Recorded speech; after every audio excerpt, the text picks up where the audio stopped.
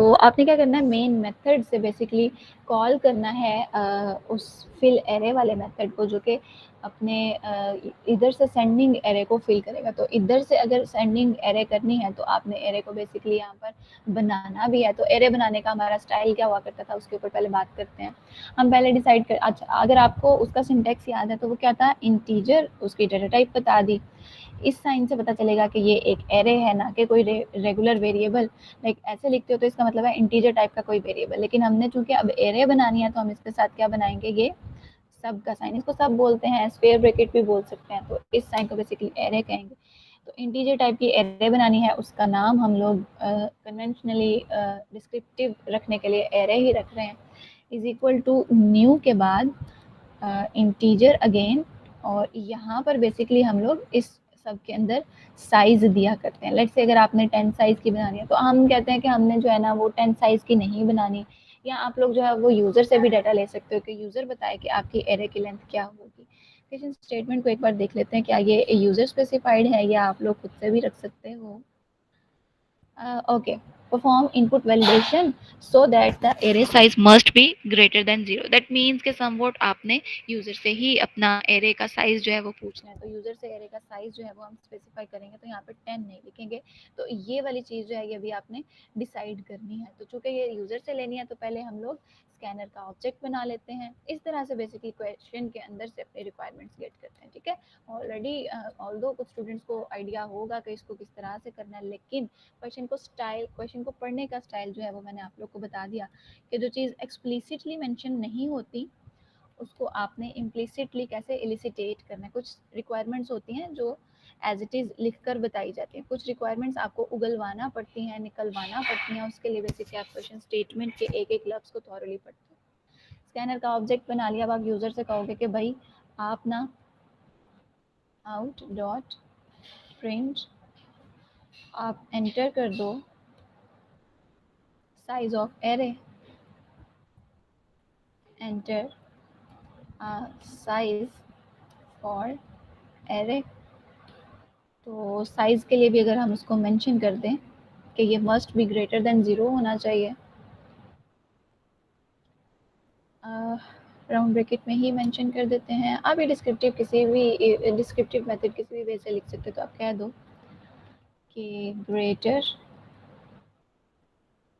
Then 0 ही होना चाहिए। Okay, तो आपने इसको स्टोर कर लेना है इंट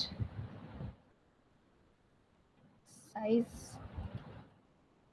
ऑब्जेक्ट के थ्रू रीड किया आपने बेसिकली एक इंटीजर। तो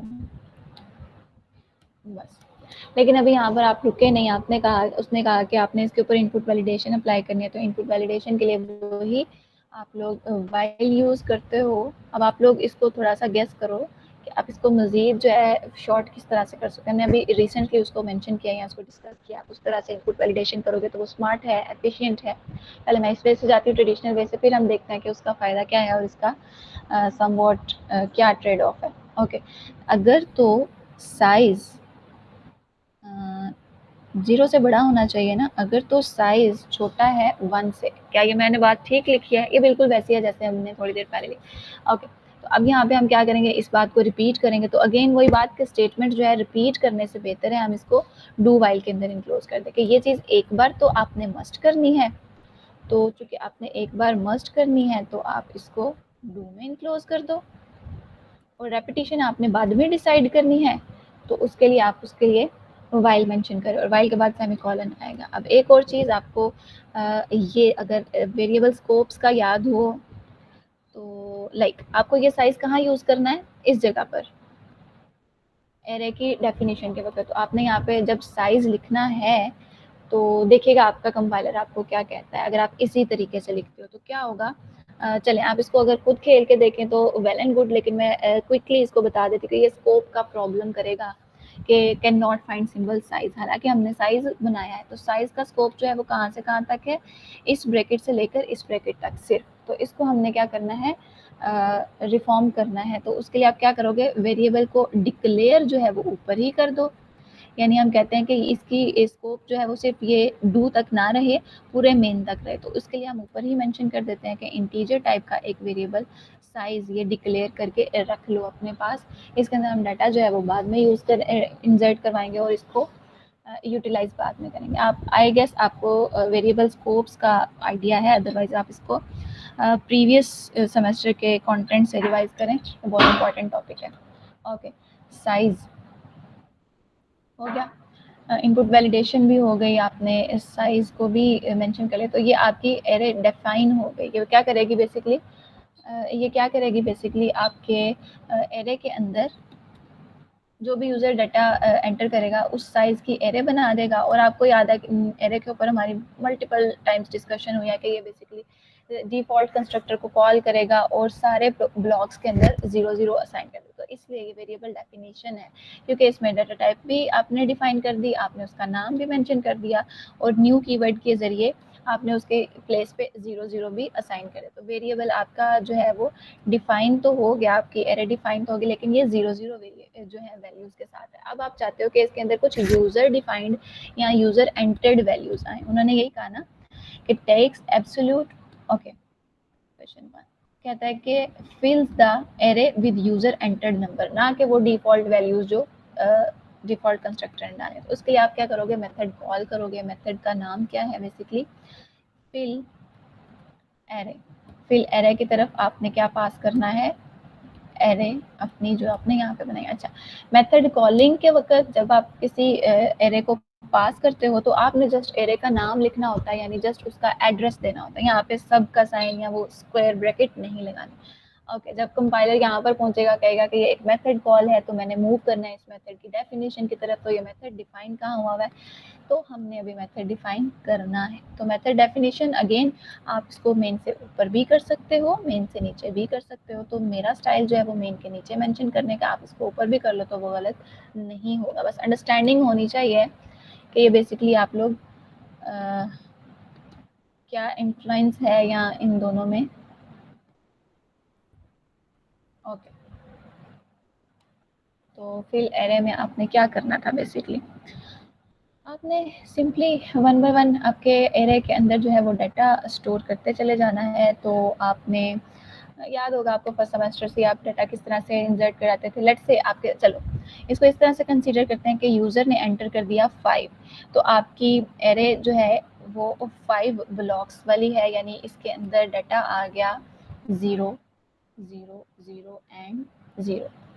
ओके, तो बेसिकली ये 0th इंडेक्स है, ये फर्स्ट इंडेक्स है, ये सेकंड, ये थर्ड, ये फोर्थ। हमें याद है कि एरे जो है वो उसके इंडेक्सेस जो है वो 0 से स्टार्ट होते हैं। फर्स्ट इंडेक्स जो है वो 0 है और लास्ट इंडेक्स बेसिकली लेंथ -1 है, और लेंथ बेसिकली क्या है, उसका साइज ही है। ओके, तो ये वेरिएबल डेफिनेशन साइज लेंथ वाली चीज़ें आपकी रिवाइज हो गई। अब हमने इसको यहाँ पर रिसीव किया है। अब आप रिसीव कर चुके हो तो आप क्या चाहते हो, इस वाले 0 की जगह भी यूज़र डिफाइंड वैल्यू आ जाए, इस वाले 0 की जगह भी यूज़र डिफाइंड वैल्यू, मतलब ये सारी वैल्यूज जो है वो रिप्लेस हो जाए यूज़र डिफाइंड के यूज़र एंटर्ड वैल्यू के साथ। तो ये आप देख रहे हो कि फर्स्ट ऑफ ऑल आप यहाँ आओगे तो कुछ एंटर करोगे, यहाँ आओगे तो कुछ एंटर करोगे, यहाँ आओगे तो कुछ एंटर करोगे। ये जो आपने मूवमेंट की है इसको बेसिकली हम आइटरेशन कहते हैं, ट्रेवर्सल कहते हैं, या इसको आप बेसिकली अपनी एरे को एक बार गो थ्रू करते हो। तो एरे को ट्रेवर्स करना, गो थ्रू करना, मतलब इसको 0th इंडेक्स से लेकर लास्ट इंडेक्स तक जाना है।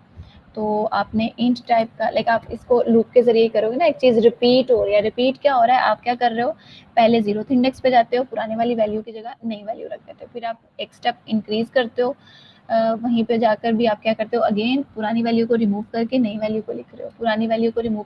तो ये रिमूविंग और इंसर्शन रिपीट हो रही है। चूंकि ये रिपीट हो रही है तो हम इसको लूप के जरिए करेंगे। तो लूप के अंदर जाकर बेसिकली आप क्या करोगे, आपने कहा कि मैंने अपनी लूप चलानी है कहाँ से, उसको मैं इंडेक्स का नाम ही दे देती ताकि हमें पता हो कि हम इंडेक्सेस पे काम कर रहे हैं। तो मैंने कहा कि अपनी लूप को मैंने 0th इंडेक्स से स्टार्ट करना है, यानी सबसे पहले मैंने डाटा जो है वो यहाँ पे स्टोर करना है, और फिर उसके बाद सो ऑन। तो आपने अपनी लूप को रिपीट कहाँ तक करना है, इसके ऊपर बात करते हैं। हमने अपनी लूप को रिपीट करना है जब तक इंडेक्स की वैल्यू जब तक इंडेक्स 0 से लेकर यहाँ तक नहीं पहुँच जाता। तो अगर इसकी लेंथ जो है वो 5 है, जैसा कि हमने ऊपर डिसाइड किया, तो इसका लास्ट इंडेक्स कौन सा होगा? लास्ट इंडेक्स इसको काउंट कर लेते हैं ना। फर्स्ट इंडेक्स 0 है, सेकंड इंडेक्स 1 है, थर्ड इंडेक्स 2 है, फोर्थ इंडेक्स जो है वो बेसिकली इसमें इसका जो एड्रेस है वो 3 है, और ये लास्ट वाला जो इंडेक्स है ये 4 है। तो लास्ट वाले इंडेक्स की जो लास्ट इंडेक्स का जो एड्रेस है वो बेसिकली 4 है। तो आपने अपनी लूप को 0 से लेकर 4 तक चलाना है, ठीक है। ओके, तो जब तक इंडेक्स की वैल्यू छोटी है एरे के लेंथ के, तो बेसिकली साइज लेंथ क्या है, लेंथ और साइज इंटरचेंजेबल है। तो एरे का साइज क्या है या एरे की लेंथ क्या है? 5। तो आप देख रहे हो कि लास्ट वाला इंडेक्स जो है वो 4 है। अगर हमारी एरे की लेंथ 10 होती तो लास्ट वाला इंडेक्स जो है वो क्या होता? 9 होता। तो इसलिए हम कह रहे हैं कि हमें एग्जैक्टली उस लेंथ के इक्वल तक नहीं अपनी लूप को इटरेट करवाना, उस लेंथ से एक स्टेप पीछे ही रह जाना है। अदरवाइज हम यहाँ पर इक्वल का साइन भी लिखते हैं। इक्वल का साइन नहीं लिखा मतलब आपका लूप जो है 0th इंडेक्स से चलेगा और उसकी लेंथ से एक स्टेप पीछे ही रुक जाएगा। आई होप ये चीज़ आपको क्लियर है। अगर आपको क्लियर नहीं है तो शेयर्ड वीडियोस को दोबारा से देखो। मैंने एरे की जो है वो रिवीजन के लिए कुछ लिंक्स जो है गूगल स्ट्रीम में शेयर किए थे। मैं अगेन इसके डिस्क्रिप्शन में भी मेंशन कर रही हूँ, आप उन वीडियोस को ज़रूर देखें। एरे बहुत इंपॉर्टेंट है, इसको भी जो है अगर रिवाइज ना किया तो वो फिर अगेन आपके पास सेकंड चांस भी मिस हो जाएगा। ओके, तो लूप को कीप ऑन कैरी, उसको कीप कंटिन्यू रखने के लिए क्या करोगे आप? कंट्रोल प्लस प्लस यानी काउंटर कंट्रोल वेरिएबल को इंक्रीज या डिक्रीज करोगे। तो आपने उसको इंक्रीज कर दिया और यूज़र से डाटा लेना है तो उसके लिए आप पहले इंटरैक्टिव सा मैसेज लिखोगे, system dot out dot print, और उसको कह दो एंटर वैल्यू फॉर इंडेक्स, कौन सा इंडेक्स? 1 या जो भी आप डिस्प्ले कराना चाह रहे हैं। लेट्स से मैं उसको कहना चाहती हूँ कि 0 मुझे नज़र भी आए, तो enter value for index this. तो उसके लिए मैं क्या करूँगी? 0 तो यूज़र के लिए कुछ मीनिंगफुल नहीं है, तो मैं उसको कहती हूँ इंडेक्स प्लस 1। तो वो यहाँ पे फर्स्ट आइटरेशन में क्या डिस्प्ले कराएगा? Enter value for index number 1। ये पॉइंट गेट कर लिया आप लोगों ने? ओके, तो सिंपली इसको थोड़ा सा इंटरेक्टिव रखने के लिए मैं इसको इस तरह से कर रही हूँ। रीड कैसे करना है? अच्छा, पहले तो हम क्या करते थे? सिंपल वेरिएबल का नाम लिखते थे, इक्वल लिखते थे obj डॉट नेक्स्ट इंट। तो यस, अभी भी सेम मेथड ही है, आपने नेक्स्ट इंट के ज़रिए ही जो है वो रीड करना है। ओके, obj जो है वो बेसिकली, अच्छा ये चीज़ आपको याद रहे बच्चों, ये obj जो है दिस वन, इस obj का स्कोप जो है इस ब्रैकेट से लेकर इस ब्रैकेट तक है बस, ठीक है। तो स्कैनर का ऑब्जेक्ट जो अभी मैंने obj बनाया हुआ है ये बेसिकली मेन मेथड का था, तो इसका स्कोप मेन मेथड तक ही है। अगर मैं फिल एरे के अंदर obj डॉट नेक्स्ट लिखूंगी तो वो इसको नहीं पहचानेगा, क्योंकि इसकी हदूद जो थी, जो इसका स्कोप था obj का, वो सिर्फ यहाँ तक था, ठीक है। अगर मैं चाहती हूँ कि मैं इसके अंदर भी स्कैनर का ऑब्जेक्ट यूज़ करना है तो मुझे यहाँ पे स्कैनर का ऑब्जेक्ट अगेन बनाना पड़ेगा। तो मैं यहाँ पे स्कैनर का ऑब्जेक्ट बनाती हूँ, तो अगेन obj नाम का भी बना सकती हूँ। इसको मैं एक्सप्लेन करती हूँ, गिव मी अ सेकंड। अच्छा, इसको आप ऐसे समझो, अब आप ये भी कंफ्यूज हो रहे होगा कि क्या मतलब ऊपर भी obj नाम का वेरिएबल या ऑब्जेक्ट और यहाँ पर भी obj नाम का। तो अगेन वही बात, ये बेसिकली स्कोप की बात है। ये ऐसे है कि एक रीजन में रहते हुए, लाइक एक फैमिली में जो नाम है एक सिबलिंग का, लेट से जो मेरा नाम है वो मेरी बहन का नाम नहीं होगा, जो आपका नाम है वो आपके भाई का नाम नहीं होगा। हाँ, आपके चचा साहब का हो सकता है या आपके किसी फैमिली मेंबर का हो सकता है। तो ये स्कोप जो है फैमिली वाइज या रीजन वाइज समझ लो, कुछ इस तरह से रिलेट कर लो। आई होप कि आपको स्कोप की टेक्निकलिटीज़ का भी आइडिया है। तो यानी ओबीजे की यहाँ पर एक अलग पहचान है, तो चाहे उसका नाम सेम है लेकिन इसकी पहचान अलग है। ये ओबीजे फिल एरे मेथड का है, इस फैमिली का है, और ये वाला ओबीजे बेसिकली मेन मेथड का है, इस फैमिली का है। तो दोनों में कोई क्लैश नहीं आने वाला, कोई इसके अंदर एम्बिग्विटी नहीं आने वाली, ठीक है। होप इसको आप लोग गेट कर चुके। ओके, आपने ऑब्जेक्ट का डाटा रीड करना है और ऑब्जेक्ट के थ्रू जो है डाटा रीड किया है और स्टोर कहाँ करना है। पहले तो हम वेरिएबल में करते थे ना सिंपली, लेकिन अब हमने एरे में कराना है। तो एरे में डाटा किस तरह से स्टोर करवाते हैं, सबसे पहले एरे का नाम, कि ठीक है भाई मैंने एरे में स्टोर करवाना है, लेकिन एरे का इंडेक्स भी बताते हैं कि हमने किस में स्टोर कराना है। जैसे हमने यहाँ पे बात की कि वेरी फर्स्ट आइटरेशन में हम ये पहले वाले इंडेक्स के अंदर डाटा स्टोर करना चाहते हैं, तो हम उसको कहेंगे कि एरे के फलां वाले इंडेक्स में। तो इंडेक्स हम ये स्क्वायर ब्रैकेट में रखते हैं, एरे सब इंडेक्स। तो फर्स्ट आइटरेशन में हमें पता है कि इंडेक्स में 0 पड़ा हुआ है, तो फर्स्ट आइटरेशन में यहाँ पे 0th इंडेक्स में डाटा स्टोर हो जाएगा। नेक्स्ट आइटरेशन में इंडेक्स प्लस प्लस हो जाने की वजह से वो सेकेंड इंडेक्स में जो है वो स्टोर होगा। तो आपको ये बेसिकली एरे को ट्राइवर्स करवाना भी आना चाहिए, एरे के अंदर डाटा स्टोर भी करवाना आना चाहिए। इसकी टेक्निकलिटीज़ मैंने यहाँ भी मेंशन कर दी। आप अगेन पुरानी वाली वीडियोस को, प्रीवियस लेक्चर के वीडियोस को भी ज़रूर बार बार देखो, तब तक आपकी फुल फ्लेज अंडरस्टैंडिंग डेवलप नहीं होगी। आफ्टर दैट अगर स्टिल कोई एम्बिग्यूटी हुई तो आप ड्यूरिंग लेक्चर मुझसे क्वेश्चन कर सकते हो, या आप यहाँ पर कमेंट कर दो, इंशाल्लाह उसको भी फुल लाइक ट्राई करूँगी कि उसको अगर मैं देख लूँ तो उसको मैं रेक्टिफाई कर दूँ, टाइमली उसको जो है रेक्टिफाई कर दूँ। ओके, तो फिल एरे का एजेंडा सिर्फ यही है कि आपने एरे को फिल कर दिया। पहले उसमें 0 0 थे, अब आपने यूजर एंटर डाटा जो है वो फिल कर दिया। अच्छा, पार्ट 2 क्या कहता था, right a method called absolute array. Absolute array, अच्छा अब इस लफ्ज़ को देखकर परेशान नहीं होना कि एब्सोल्यूट एरे का क्या मतलब है। एब्सोल्यूट एरे के बारे में देख लेते हैं। कहता है which will take an integer array as an input and take absolute of all the array. अब किसी भी नंबर का एब्सोल्यूट क्या होता है, अगर आपको याद हो फिजिक्स में से, या आपने समवट मैथ में भी देखा होगा, वो जो मॉड लेते थे, या आप फिजिक्स में मॉडुलस ऑपरेटर या मैग्नीट्यूड फाइंड करते थे, तो मैग्नीट्यूड का क्या मतलब था, उसका सिंबल इरेज कर दो, अगर वो नेगेटिव है तो वो पॉजिटिव हो जाता है, तो उसको हम कहते थे ये उसकी एब्सोल्यूट वैल्यू है। समटाइम्स हम डायरेक्शंस या वेट में, बेसिकली वेट में आप लोग जो है ना, उसका अगर फाइनल आंसर के अंदर माइनस आ जाता है तो उसको आप कंसीडर नहीं करते, आप कहते हो नहीं जी हम उसको इरेज कर रहे हैं, तो इसका फाइनल वेट जो है वो इसका एब्सोल्यूट वैल्यू है विदाउट इंक्लूडिंग इट्स सिंबल। तो अगर ये बात भी समझ में नहीं आती तो सिंपली मैं आप लोग को कहती हूँ कि अगर एरे के अंदर नेगेटिव वैल्यू एंटर कर दी गई है तो आपने उसको नेगेटिव को जो है वो पॉजिटिव कर देना, ठीक है। अगर पॉजिटिव है वो तो पॉजिटिव ही रहेगी, जीरो है तो जीरो ही रहेगी, लेकिन अगर नेगेटिव है तो उसको पॉजिटिव बनाना है। तो उसके लिए क्या आप लोग के पास अप्रोच है, मैं ये चाहूँगी कि आप इसको स्क्रैच के साथ ही करो, स्क्रैच लॉजिक के साथ खुद से करो, बजाय इसके कि बिल्ट इन जो है वो लाइब्रेरीज करो। आपको पता है कि हर चीज़ के लिए ऑलरेडी बिल्ट इन लाइब्रेरीज मौजूद हैं, अगर अभी इसी स्टेज पर आप उनको यूज़ करना स्टार्ट कर दोगे तो आपकी लर्निंग जो है वो इफेक्ट होगी। तो स्क्रैच से जीरो लेवल से हम खुद कोड करते हैं कि हम किसी एरे को एब्सोल्यूट कैसे मेक श्योर कर सकते हैं, तो उसकी तरफ चलते हैं।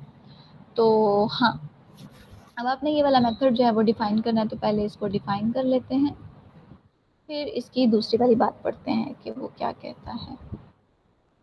अगेन मेथड डेफिनेशन, आपने मेथड के अंदर मेथड को डिफाइन नहीं करना, कॉल कर सकते हो लेकिन डिफाइन नहीं कर सकते, ठीक है। तो कर्ली ब्रैकेट का भी खास ख्याल रखिएगा कि आप उससे बाहर आकर जो है वो नेक्स्ट वाला मेथड स्टार्ट कर रहे हो। इस मेथड में आपने करना क्या, अगेन आपने क्या करना है, लेट्स से कि इस पूरी लूप के बाद आपके पास जो डाटा आता है वो है -2, -5, -4, -2, -3 और 9। चलो इसको भी पॉजिटिव कर लेते हैं। 6 Ctrl+S, 5 लेंथ की एक एरे, उसके अंदर लेट्स से यूज़र ने एंटर किया। अब हम ये चाहते हैं कि ये एरे जो है यहाँ पर जाए और इसके अंदर जाकर, इस मेथड में जाकर इसकी वैल्यू क्या हो जाए, जो भी इसके साइन है माइनस वाले वो निगलेक्ट हो जाए, एब्सोल्यूट बनाना ना इसको। तो इस तरह का समवोट आप आउटपुट चाहते हो। तो 3 9, अच्छा अब आपको याद होगा मैथ में कि अगर आप -2 को प्लस करना चाहते हो तो आप उसको क्या करते थे, आप क्या करते थे, उसको मल्टीप्लाई बाय -1 कर देते थे, या आपको ये याद है कि minus multiply by minus result into plus. तो हम ना क्या करेंगे, अपने हर इंडेक्स को, अगर तो वो नेगेटिव है तो क्या करेंगे, हर इंडेक्स को मल्टीप्लाई कर देंगे -1 के साथ, अगर तो वो माइनस है। अच्छा, आपने क्या करना है, पहले सबसे पहले फर्स्ट इंडेक्स पे जाना है, देखना है कि क्या ये नेगेटिव है या नहीं। अगर ये नेगेटिव है तो जो है इसको -1 के साथ मल्टीप्लाई कर दो। फिर सेकंड इंडेक्स, नेक्स्ट इंडेक्स पे जाओगे, वहाँ भी यही करोगे, क्या ये नेगेटिव है। अगर ये नेगेटिव नहीं है तो इसको ऐसे ही रहने दोगे। नेक्स्ट इंडेक्स पे जाओगे, अगर ये नेगेटिव है तो अगेन इसको मल्टीप्लाई -1 कर दोगे। तो ये चीज़ आपकी रिपीट हो रही है अगेन। आप इंडेक्स नंबर 0 से लेकर लास्ट इंडेक्स पर मूव कर रहे हो। तो जब मूव कर रहे हो तो अगेन आप एरे को ट्रेवर्स कर रहे हो। तो ट्रेवर्सल के लिए आपका हेडर जो है वो सेम रहेगा। ये वंस फॉर ऑल आप इसको याद कर लो या अंडरस्टैंड कर लो कि ये हमेशा हमारे पास सेम रहेगा। तो आपने एरे की लेंथ से एक स्टेप पीछे तक इसको ट्रेवर्स करना है। ट्रेवर्सल के बाद अगेन वही मैंने कहा कि आपने हर इंडेक्स पर जाना है और पहले चेक करना है कि क्या ये नंबर जो है वो नेगेटिव तो नहीं। तो हम वो लिखेंगे इफ़, अच्छा पहले हम लिखते होते थे क्या ये नंबर जो है नेगेटिव तो नहीं। नेगेटिव के लिए क्या लिखते थे, if it is smaller than 0। तो स्मॉलर देन 0 का मतलब नेगेटिव है, तो वो तो एक नंबर होता था। लेकिन एरे किस तरह से होती है, ये जो अभी मैंने आपको सिखाया कि आपने एरे का नाम लिखना होता है। सिंपली एरे का नाम लिख दिया, सब के अंदर उसका बता दिया कि कौन सा वाला इंडेक्स। तो फर्स्ट आइटरेशन में यहाँ पे 0th इंडेक्स आएगा, सेकंड आइटरेशन में फर्स्ट, देन करते करते लास्ट इंडेक्स पर। तो हर हर आइटरेशन पर हर हर इंडेक्स जो है वो चेक होगा। अगर तो ये नेगेटिव इंटीजर होगा, तो नेगेटिव वैल्यू होगी, तो आपने क्या करना है, इसी एरे के इसी वाले नंबर को मल्टीप्लाई कर देना है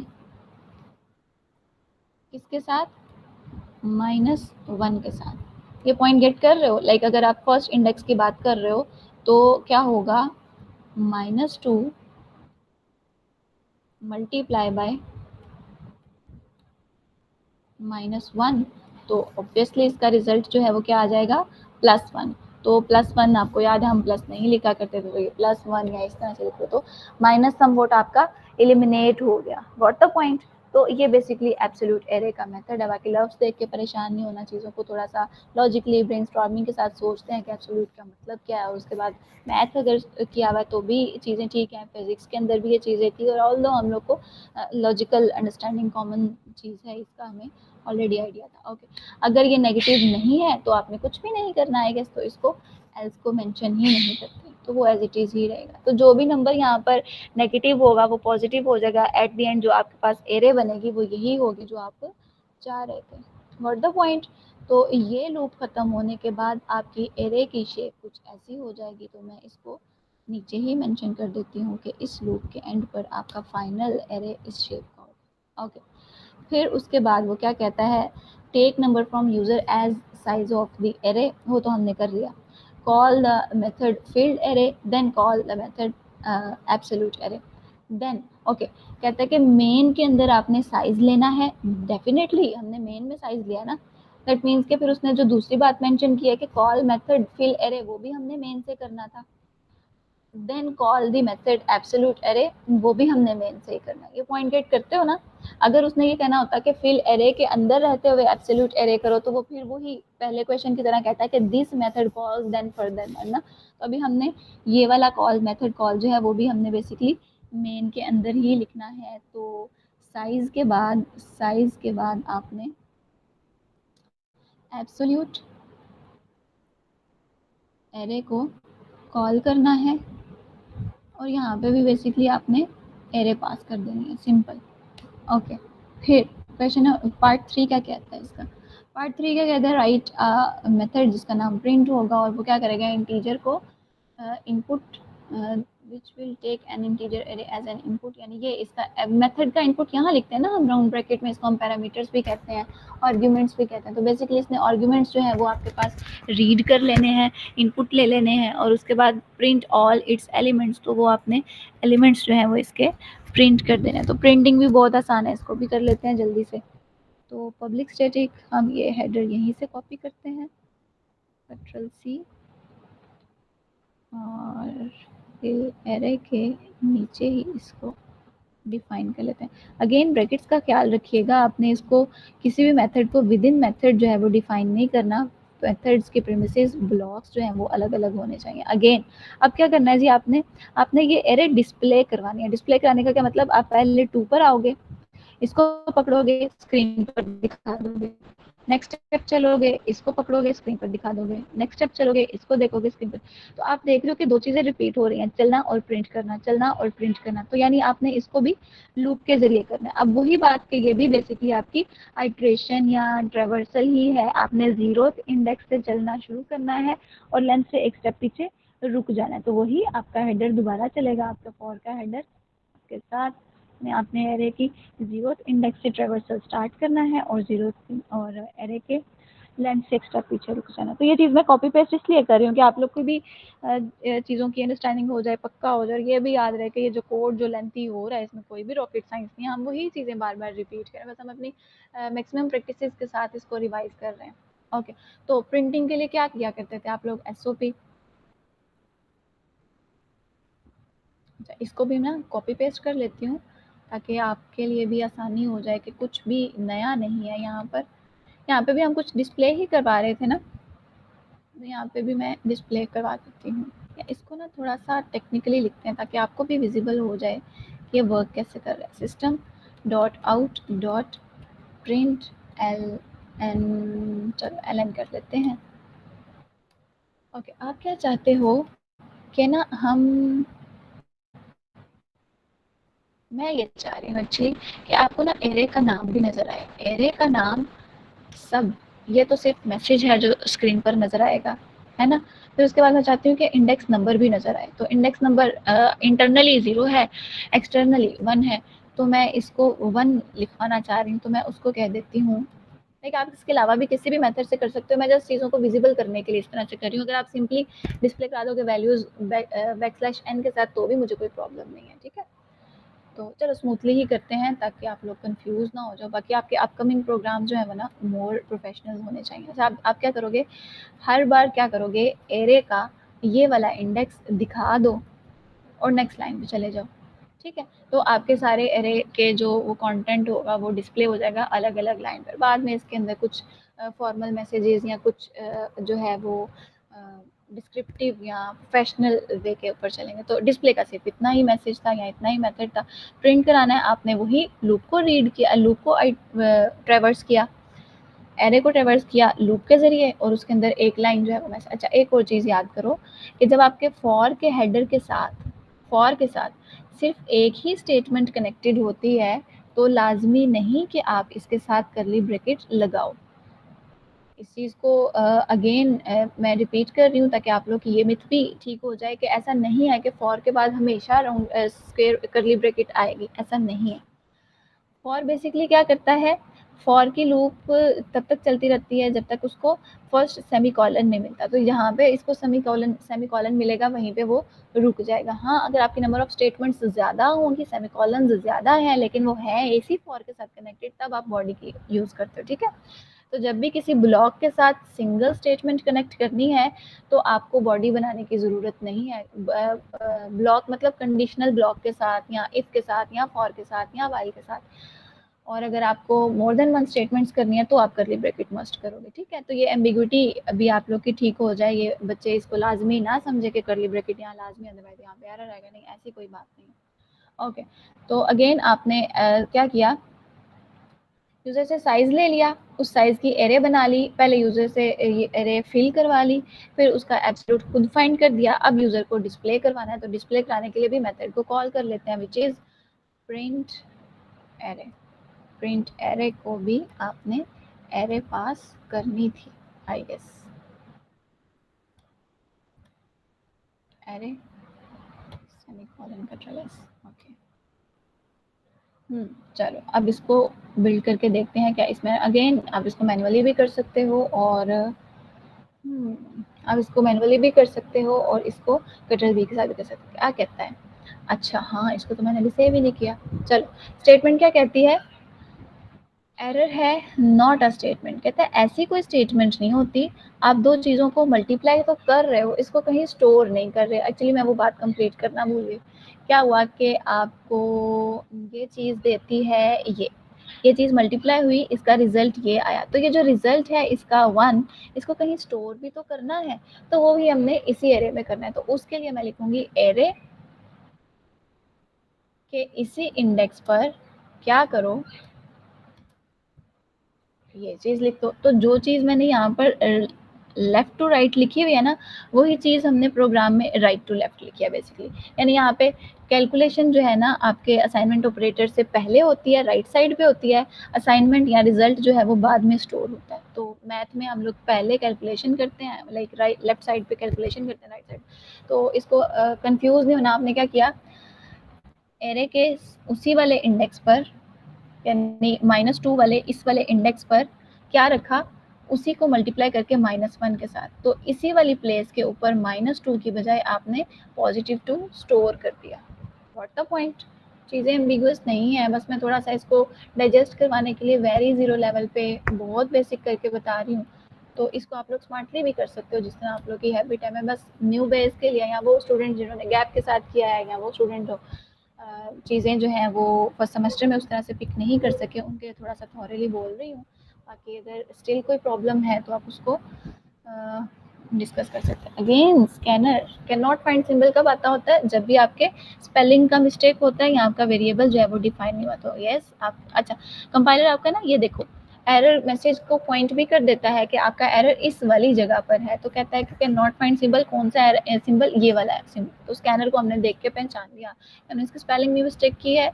बेसिकली यहाँ पर डबल ई नहीं आना था। ये देखो ना लाइन नंबर 24 से भी आप इसको ट्रैक कर सकते हो। लाइन नंबर 24 पर डायरेक्ट चले गए स्कैनर के, पहले यहाँ पर डबल ई था, अब मैंने सिंगल ई कर दिया, तो ये भी करेक्ट हो गया। चलो अब इसको फिर चेक करते हैं, स्टिल के कोई एरर नहीं है। तो फाइनली इस तरह से हम एरर्स जो हैं वो खुद से भी सॉल्व कर सकते हैं।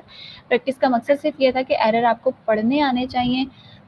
कभी कोई एरर आए तो उसको जो है वो गिव अप करके नहीं बैठ जाना कि ये तो बड़ा कोई खौफनाक सा एरर है या मैं ठीक नहीं कर सकता। वेरी बेसिक एरर है।